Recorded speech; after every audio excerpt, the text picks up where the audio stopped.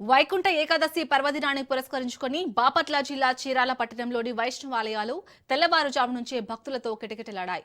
పేరాల ప్రాంతంలోని శ్రీ మదన గోపాలస్వామి ఆలయంలో ఉదయం నుంచే భక్తుల రద్దీ కొనసాగింది. ఈ సందర్భంగా ఆలయ అర్చకులు స్వామివారికి ప్రత్యేక అభిషేకాలు, అలంకార సేవలు నిర్వహించి వైకుంఠ ద్వార దర్శనాన్ని శాస్త్రోక్తంగా నిర్వహించారు.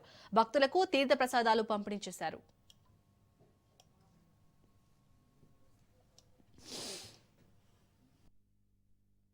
వృషశుద్ధ ఏకాదశి, వైకుంఠ ఏకాదశి మహాపర్వదినమైన సందర్భముగా ఈరోజు ఉదయం 4:30 గంటల నుండి 50 మంది భక్తులందరూ కూడా ఆలయానికి వచ్చేసి ఉత్తర ద్వార దర్శన భాగ్యం అందరూ కూడా కలిగించుకున్నారు.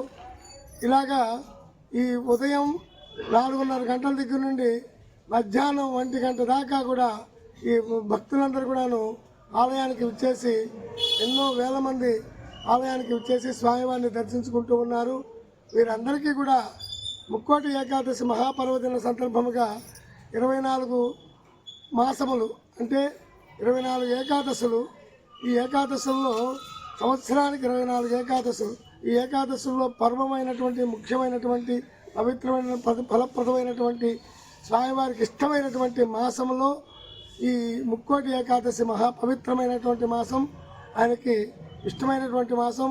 గోదాదేవి అమ్మవారు ఈ నెల రోజులు కూడాను సేవించి ధరించినటువంటి అమ్మవారి యొక్క అనుగ్రహానికి పాత్రలవుతూ ఈ ధనుర్మాస మహోత్సవం అనేది ఈ నెల పర్యంతం కూడా పాశ్రమలతో పూజా కార్యక్రమాలతో 50 మంది భక్తులు ఉభయాలు సమర్పించుకుంటూ ఉన్నటువంటి మీ అందరికీ స్వామివారి అనుగ్రహం కలిగి ఉండాలని కోరుకుంటూ మీ అందరికీ కూడా సంతోషము, సంపద, సౌఖ్యం, సిరి సంపదలు, పుత్ర పౌత్రాదులతో ఆచంద్రార్క వంశం అభివృద్ధిగా కలిగి ఉండాలని కోరుకుంటూ శ్రీ మదన గోపాల స్వామి వారిని ప్రార్థిస్తూ ఉన్నాము.